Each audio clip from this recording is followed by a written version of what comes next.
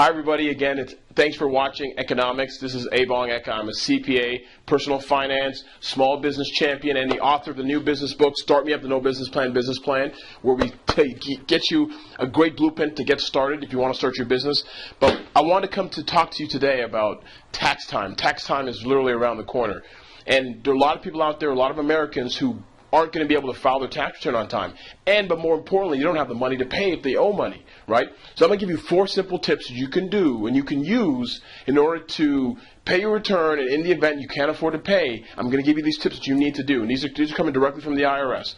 So the first is, file your tax return on time, even if you can't pay it, but try and pay as much as you can up front.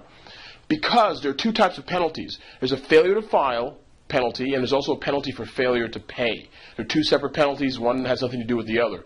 So file your return timely, even if you owe money. The second is, consider getting a loan if you owe money, or look and see what the IRS charges in terms of interest. Because years ago, they used to tell you get a loan or a credit card, but the interest rates that the IRS offers tend to be a little bit lower now because interest rates as a whole are a lot lower from a government perspective, right? So consider doing that, and you'll learn basically how you can compare apples to apples, if it's cheaper to go with the IRS or if it's cheaper to try and get a loan. Some people can't even get loans because credit's been so bad for so many people. Okay, so and again, I go to my next point.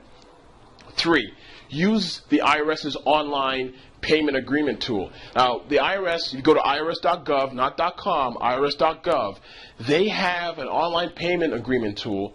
Well, basically, you can go there, and if you owe money to the IRS, you can create a payment plan, sign all the documents electronically online. You can even create a direct debit from your bank account so that every month or every period or whatever you decide you agree upon, they can take a little bit of money out of your account every so often to whittle down that debt, okay?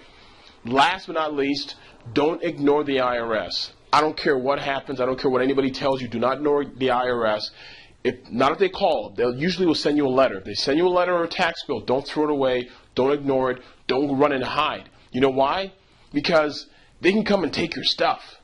They can take your money out of your account, they can come take your business, they can take some of your property, and you can't file bankruptcy to protect yourself from the IRS. That's one of the things that are exempt from bankruptcy. You will always owe that tax debt.